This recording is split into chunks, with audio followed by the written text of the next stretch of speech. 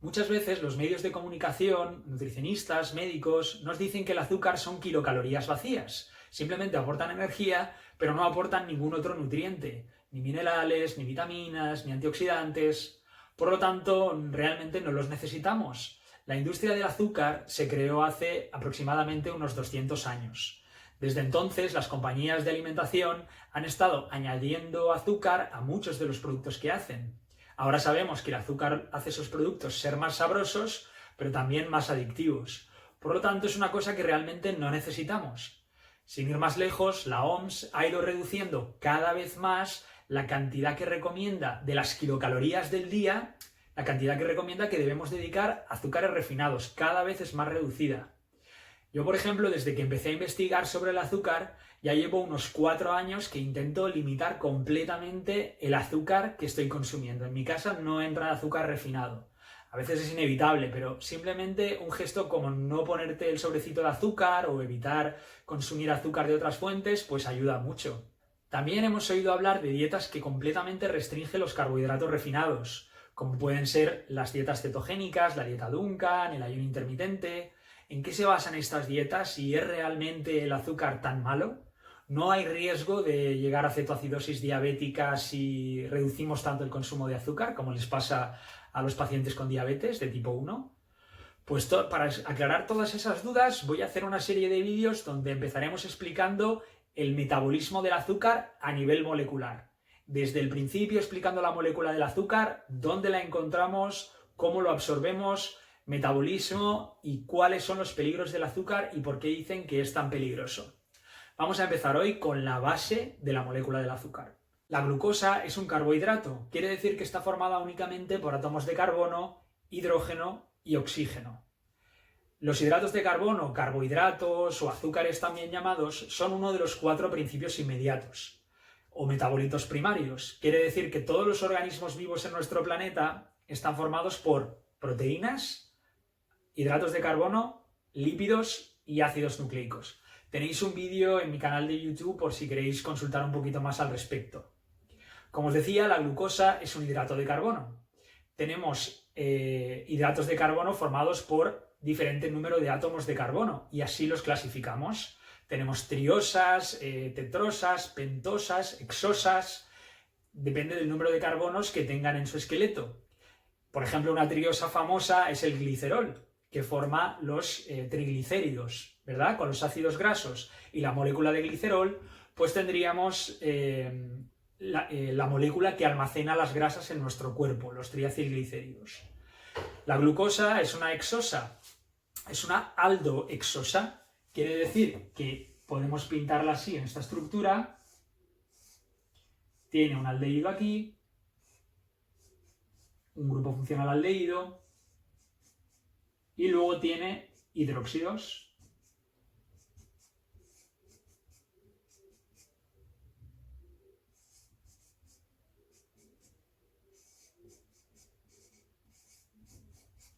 Esta es una forma de representarla.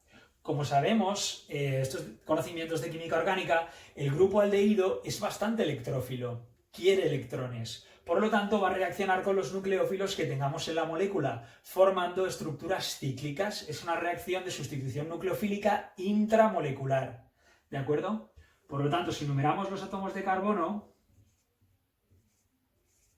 formaremos ciclos aquí y nos daría la estructura de furanosa, un ciclo de 5, o podía reaccionar aquí y dar la estructura de piranosa, que es la que normalmente se dibuja.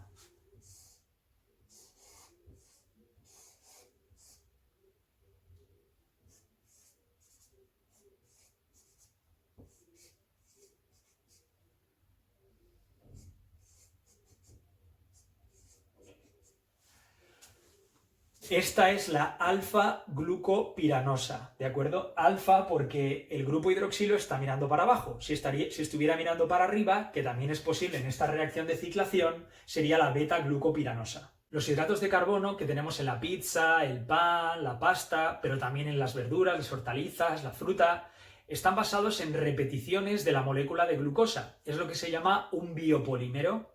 El monómero, el ladrillo, como si fuera una cadena de clips que todos hemos hecho alguna vez en la vida, pues cadenas de clips unidas de moléculas de glucosa van formando lo que llamamos el biopolímero, el hidrato de carbono. Puede ser, esta es la posición 1, 2, 3, 4, 5 y 6. Pueden unirse en la posición 1, 4, es decir, este con la posición 4 de la siguiente molécula de glucosa, o 1, 6. Por lo tanto, serían cadenas más lineales o más ramificadas, dando diferentes estructuras a los azúcares que vamos consumiendo. Bueno, aquí vemos un pequeño dibujo del aparato digestivo. Empezamos por la cavidad oral, esófago, estómago, duodeno, páncreas, hígado con vesícula biliar, intestino delgado, intestino grueso, recto y ano. ¿De acuerdo? ¿Qué pasaría con la digestión de los hidratos de carbono? Pues cuando en un primer lugar nos comemos una manzana, ya nuestras glándulas salivales empiezan a tirar algunas enzimas que son capaces de digerir hidratos de carbono. Por ejemplo, la amilasa, que va degradando la amilosa. El bolo alimenticio va bajando hasta llegar al intestino, que se juntaría con el ácido clorhídrico y otras enzimas. Baja por el duodeno y ahí es ya cuando en el páncreas se produce el máximo número de secreción de enzimas digestivas, como peptidasa, masamilasa. Durante todo ese proceso, los hidratos de carbono, que son biopolímeros de monosacáridos, van a ir siendo cortados en cosas más pequeñas para poder ser absorbidos en el intestino delgado. En el intestino delgado tiene lugar la absorción de nutrientes. Por lo tanto, en la fase previa de la digestión, lo que está sucediendo es que vamos a ir cortando, vamos a ir digiriendo esos nutrientes para poder hacerlos absorbibles. Y aquí hay que introducir un concepto importante también relacionado con la química, que es el concepto de polaridad. Como sabemos, los elementos que existen en nuestro planeta están clasificados en la tabla periódica. La tabla periódica clasifica los elementos de acuerdo con su número atómico, pero también hay unas propiedades que se corresponden con su posición en la tabla periódica. En este caso, lo que más nos interesa es la electronegatividad. La electronegatividad aumenta al ir de izquierda a derecha y de abajo a arriba, es decir, el flúor es el átomo más electronegativo, pero el oxígeno también es muy electronegativo. Por lo tanto, el oxígeno en una molécula como la molécula de agua va a tirar la carga electrónica hacia él, haciendo que la molécula sea polar. Los electrones tienen carga negativa, aquí tendríamos carga negativa, y aquí se ha ido perdiendo densidad electrónica, por lo tanto nos quedaría densidad de carga positiva. Por eso decimos que la molécula de agua es una molécula polar. En general, las moléculas que tienen muchos heteroátomos o algún heteroátomo son moléculas polares, porque los heteroátomos, como ya expliqué en un vídeo anterior, átomos que no son ni carbono ni hidrógeno, normalmente en organismos vivos tenemos sobre todo nitrógeno, oxígeno, azufre, flúor, pues esos componentes van tirando hacia sí la densidad electrónica y hacen que las moléculas sean polares. ¿Por qué es esto importante? Porque hay un principio en la naturaleza que es que semejante disuelve a semejante. Por lo tanto, las moléculas polares no pueden atravesar la bicapa lipídica. La bicapa lipídica, como sabemos, está formada por fosfolípidos. Tiene una parte polar y una parte apolar. La parte polar suele estar en contacto con el agua y la parte apolar suele unirse entre sí para formar interacciones hidrofóbicas. Nuestro intestino es como si fuera un pavimento formado por una gran alfombra de membranas plasmáticas. Por ello, como tenemos una gran alfombra apolar, las moléculas polares no pueden atravesar esa bicapa lipídica. Es un principio muy importante que sirve para compartimentar, para que algunas cosas no pasen la placenta, no pasen la barrera hematoencefálica, no pasen el riñón. ¿Cómo pasan estas moléculas? A través de transportadores. Y esto es una parte clave para saber si la glucosa llega al cerebro, si las proteínas no aparecen en orina por no poder atravesar la barrera de podocitos del riñón, etcétera, etcétera. Hay dos factores a tener en cuenta para ver si las moléculas pueden atravesar la membrana plasmática. El primero es el tamaño.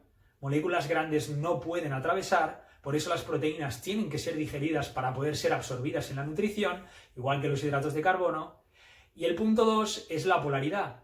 Moléculas pequeñas apolares pueden atravesar la membrana plasmática, pero pequeñas polares no. Por lo tanto, como la glucosa es una molécula rica en oxígenos, es una molécula polar, no puede atravesar la membrana plasmática. Se absorbe a través de transportadores. Pero el mismo problema tenemos después. Una vez estamos en el torrente sanguíneo y la glucosa ya ha sido absorbida,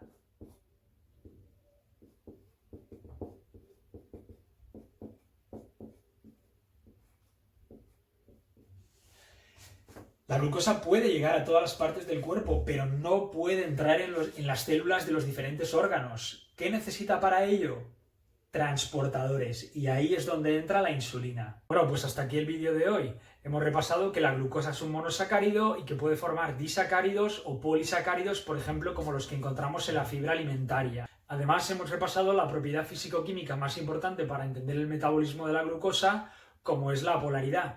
La polaridad no solo explica que las moléculas polares no puedan atravesar la membrana lipídica sin la ayuda de un transportador, sino que además nos explica que las moléculas polares, como el agua, la sangre es agua, como el agua es una molécula polar, las sustancias polares pueden viajar a través de ellas sin necesidad de llevar ningún transportador. Pues nada, en próximos vídeos veremos los tipos de transportadores, dónde están, en qué se diferencian, cómo funciona la insulina y una vez que la glucosa esté dentro de la célula, cómo es la glucólisis y ese metabolismo energético. Espero que os haya gustado el vídeo. Un saludo.